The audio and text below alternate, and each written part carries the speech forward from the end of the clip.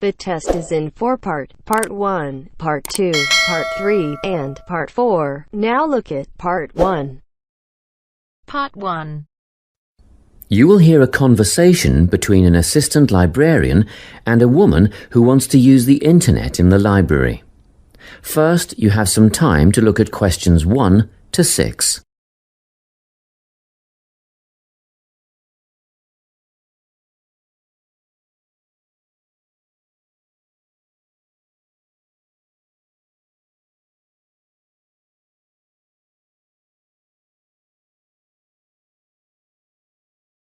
Now we shall begin.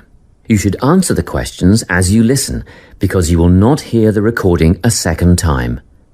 Listen carefully and answer questions 1 to 6. Good morning. I'd like to register to use the internet in the library. Do you have a library card? Yes, I've been a member for 6 months, but I've never used the internet services before. No problem. Can I have your full name, please? Linda Jane Milton. So, Milton is your surname? Yes. And Linda, L-I-N-D-A? Well, no, actually, it's L-Y-N-D-A. Linda, Jane. And, Jane isn't spelt J-A-N-E either. It's J-A-Y-N-E. Okay, got that. Thank you. Now, where do you live, Linda? Unit 15, 35 Maximilian Way. That's in Whitfield, right? I have a cousin who lives in that area. Yes, Whitfield. And the postcode is 7755. Not quite. You've got it round the wrong way. It's 5577. Whoops. Okay, moving on now. Do you work or are you at home during the day? Well, both actually. I work as a nurse, but I'm on permanent night shift. Oh, I see. In that case, we won't put down your home phone number because I'm sure you don't want to be disturbed when you're trying to sleep. Thanks. I appreciate that. You can always leave a message on my mobile if you have to contact me. I have it turned off when I'm sleeping, but I regularly check my voicemail for messages. And that number is? 0412 214 418. Good. Now I'll need to see some form of photo ID. Have you got something with you? Yes, just a minute. Here's my swipe card for the hospital. Thank you. I just need to make a note of the number. AZ1985331. Is that all you need? Just one more thing, your date of birth. But I can get that from the card. One moment. Look, I'm afraid you haven't copied it down correctly. I was born on the 25th September 1975. What have I written? Oh yes, I see it now. I've got the 25th of the 8th month, but that would make it August. Thanks for spotting the mistake. Before you hear the rest of the conversation, you have some time to look at questions 7 to 10.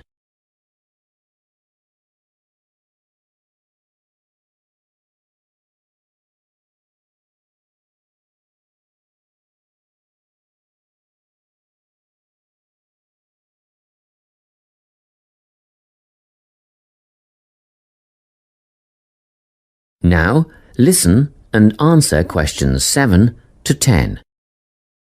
Well, that's the application form done. Now, I wonder if you'd mind taking part in a survey we're doing. That's fine. What do you want to know? Basically, we're trying to find out why people access the internet. I mean, what would you be using it for? Social networking, I suppose. I don't really think so. I haven't got the time for something like that. But I do want to keep in touch with friends and family, both here and abroad. So I'd mostly be making use of my email account. I see. A lot of students come in here to do research. Is that something that you might be doing? I think the internet is a great tool for research, but it's not something that interests me at the moment. What about checking out a new job? A lot of my friends use the internet for job hunting, and they say it's the best way to look for a new position. I'm quite settled where I am, though. You can get access to the other classifieds, can't you? Trade and exchange, that kind of thing? Yes, and I'm told it's a very popular way of buying and selling these days. Well, I'll definitely be using it for that. Thanks a lot. Now, do you have any questions? Is there a charge for the service?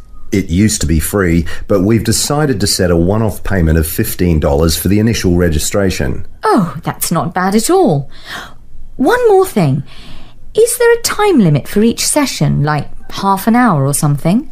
Oh, it's better than that. One 60-minute session per day. Quite generous, really, but we're very strict about it. I'd rarely spend more than 45 minutes on the internet at any one time, so that'll be more than enough. Thank you. That is the end of part 1. You now have half a minute to check your answers.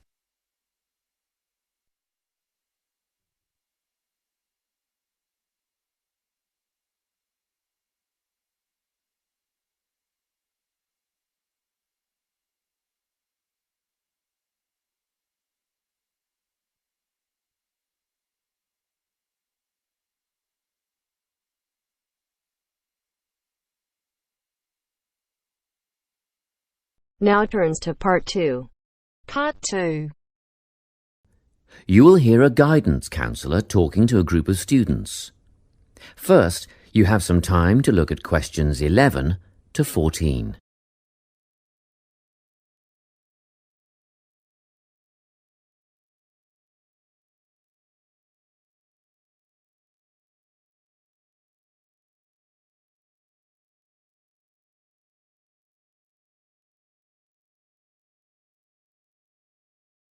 Listen carefully and answer questions 11 to 14. Hello everyone.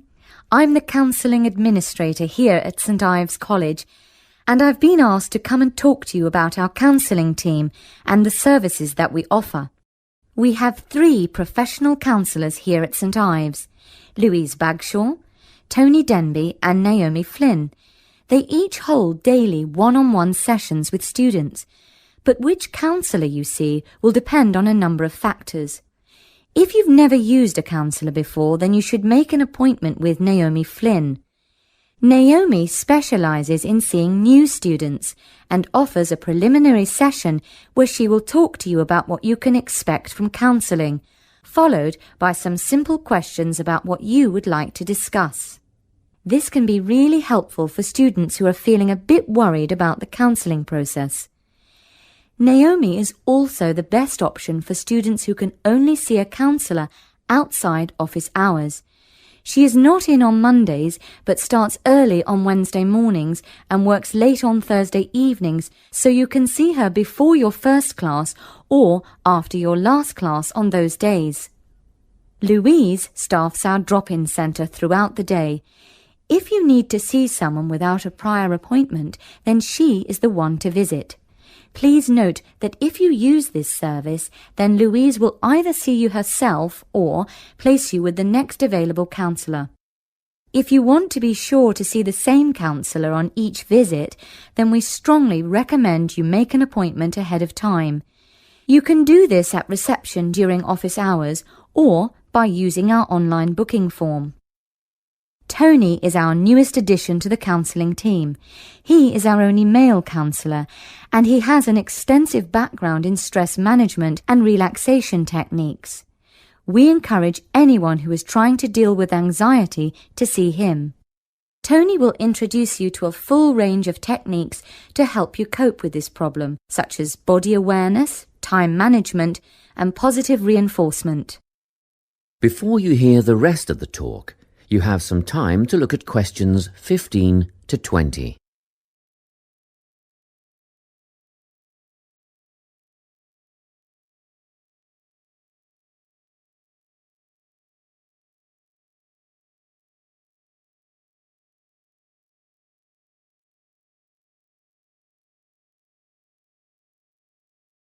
Now listen and answer questions 15 to 20.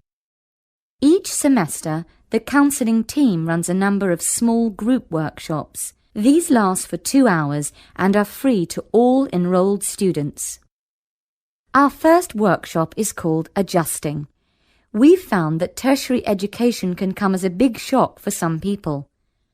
After the structured learning environment of school, it is easy to feel lost. In this workshop, we will introduce you to what is necessary for academic success. As you might expect, we're targeting first-year students with this offering. Getting organised follows on from the first workshop. Here, we're going to help you break the habit of putting things off, get the most out of your time, and discover the right balance between academic and recreational activities. With Getting Organised, we're catering to a broader crowd, which includes all undergraduates and postgraduates. Next up is a workshop called Communicating. The way people interact here may be quite different to what you're used to, especially if you've come from abroad. We'll cover an area that many foreign students struggle with: how to talk with teachers and other staff. We'll cover all aspects of multicultural communication. International students tend to get a lot out of this class, so we particularly encourage you to come along. But I must say that sometimes students from a local background find it helpful too, so everyone is welcome. The anxiety workshop is held later on in the year and deals with something you will all be familiar with: the nerves and anxiety that come when exams are approaching.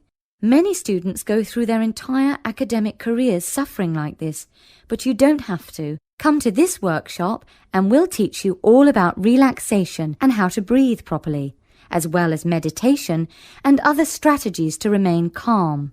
We've tailored this workshop to anyone who is going to sit exams.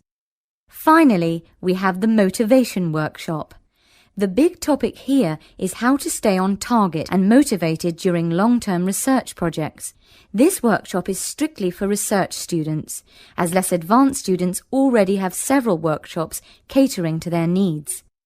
Well, that's it. Thanks for your time.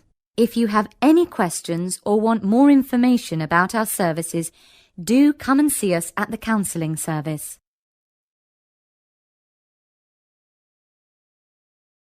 That is the end of part 2. You now have half a minute to check your answers.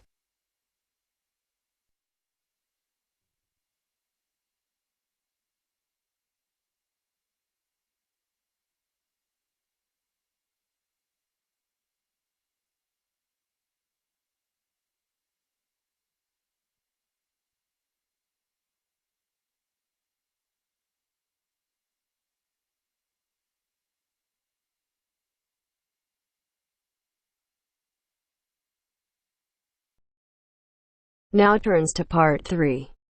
Part 3. You will hear a conversation between a student called Mary and her tutor, Mr. Hadstone. First, you have some time to look at questions 21 to 25.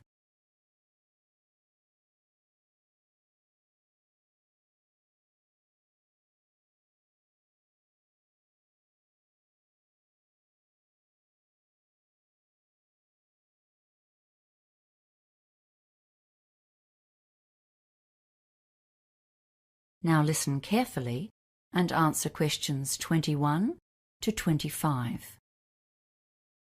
Hello, Mr. Headstone. Is this the right time for our meeting? Yes, it is. Thanks for coming in at such a late hour, Mary. I know you've had a busy day studying and will be keen to get home. And thanks for volunteering to run this project. It's going to help you develop and practice skills needed by teachers today. Field trips are getting more and more a part of school life. So as a student of education, it'll be wonderful training for you. It's really a great opportunity. We did loads of field trips at school, so I've got a good idea of what sort of things we could do. I expect so. But we're here to go through the basics of planning one, and the trip leader carries a load of responsibility. Right now, you're focusing on activities, but your main job is to consider the dangers and come up with ways of countering or avoiding them. There are lots of government regulations you won't have been aware of on your school trips, but they're just a guideline for your own planning. Some of those school trips you went on would have been pretty adventurous, right? Yeah. Okay, and your plan needs to be tailored to the kind of trip you're doing. On a well-planned and successfully led adventure trip, we don't often hear of problems, even though sometimes there's bad weather, for example, that a school party has managed to combat.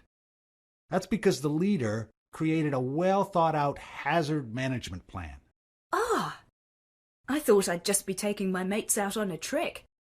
Now it's all paperwork. Yes, well, that's why I called you in. We'll work on this together over the next few days. I just wanted to give you a heads up on what you'll need to think about. There are some aspects that every trip needs to consider. What do you think they might be? Well, heavy rain or high winds, I guess, and any dangers in the terrain? Yes, we call those the significant factors. And another important one is the makeup of your group. But you don't need to go overboard. There are some kinds of hazard that you won't need to think about at all. Things like hurricanes, earthquakes, radioactivity, or major diseases such as cancer. The official name for those is unlikely events, because they almost certainly won't happen. Before you hear the rest of the conversation, you have some time to look at questions 26 to 30.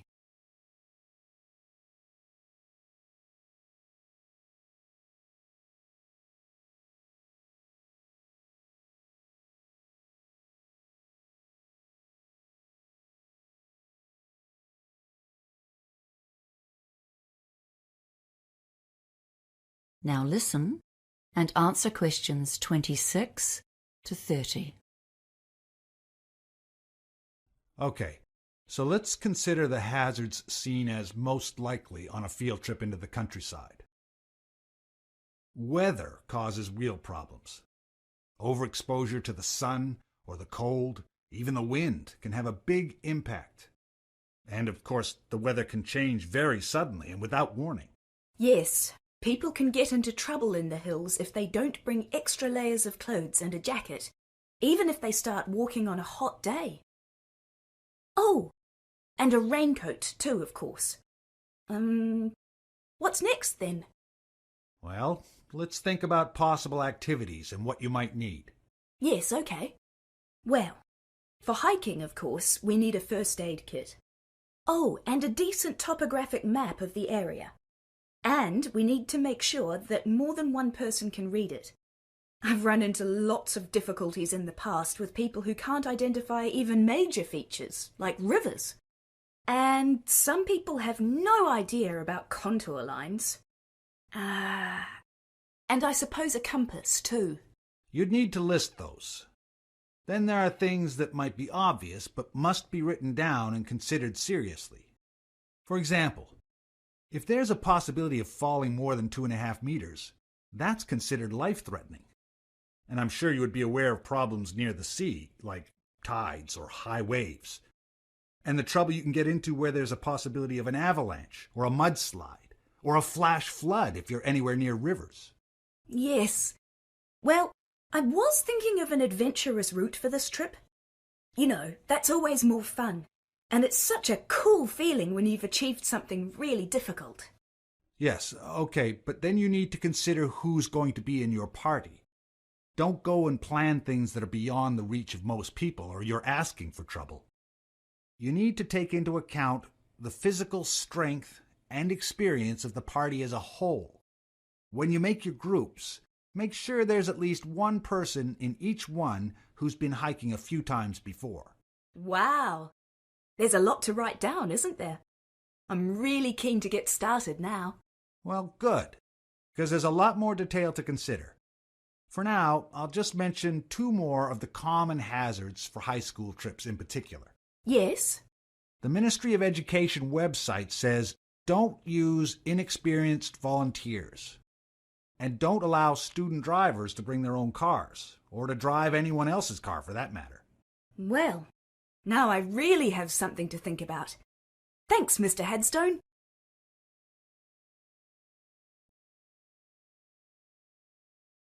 That is the end of part 3. You now have half a minute to check your answers.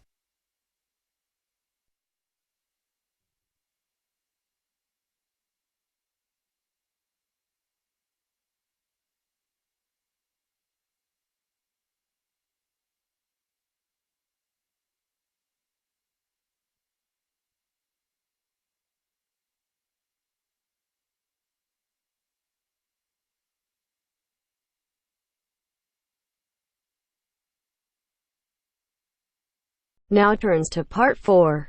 Part 4.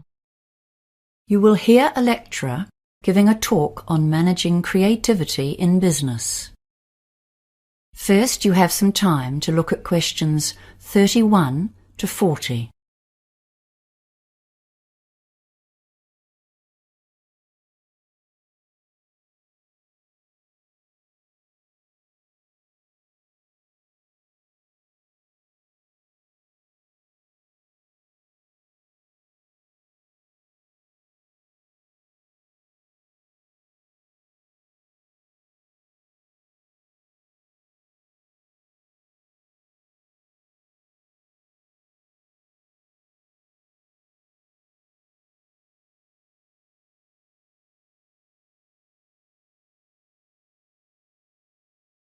Now listen carefully and answer questions 31 to 40. Hello, everyone. The topic of today's management lecture is managing creativity in your business. And believe me, this is one of the toughest tasks that any manager has to face. How do you lead and control the staff whose job it is to create new business and product ideas for you? They are the ones full of creativity and imagination, so they need to have a lot of freedom. After all, they are the people who are paid to come up with new ideas. Controlling staff who are at the forefront of innovation will be one of your most challenging tasks. After all, creativity implies freedom of thought and action. Management styles used to be different, especially in manufacturing. In the factory, staff would be told what to do and how to do it, with a watchful eye kept on them. In that setting, standardization was important for efficiency and product quality. Work could be exceptionally boring, and there was no place for individuality. Now, of course, robots have taken over many of the exacting repetitive tasks. Nowadays, we employ far more people to generate business than to manufacture products. It's very competitive out there. Innovation. That's what our modern consumer craves. Successful companies have got the message. We need lots of new ideas. And now we employ bright young minds to come up with them. However, these ideas have to be implemented to make a change to our profits. So we have to find staff with entrepreneurial flair and be ready to listen to them and support them to follow through on their ideas. We need to supervise without stemming the flow of ideas or sending the brightest minds to work for the opposition. Creative people won't welcome us always looking over their shoulder and checking up on what they are doing. One of the most common ways that management handles this problem of keeping people working along company lines is by establishing achievement targets, like money earned, products developed, or clients gained. These targets are a useful guideline, but they have a downside. Young, enthusiastic staff will be very keen to meet these targets, and some of them might potentially use illegal means or behave unethically in order to meet requirements. For example, by offering bribes to gain sales, or making their sales numbers or earnings look higher than they are, or even threatening or criticizing other staff to get a job completed. Achievement targets are often linked directly to performance bonuses, and this can make a bad situation worse. So as you can see, the standard management techniques can create inherent problems both for the individual and for the company. More recent theorists suggest new tactics for managers. Robert Simons, writing in the Harvard Business Review, has added some new concepts to the thorny problem of encouraging creativity while maintaining a viable business. He suggests 3 control levers to assist in getting positive creative contributions from the workforce. Remember, this is the point. We want creativity, wild, vibrant creativity to compete in the marketplace. Yet we must be careful to keep people on track, sticking to our core business and maintaining the company's reputation.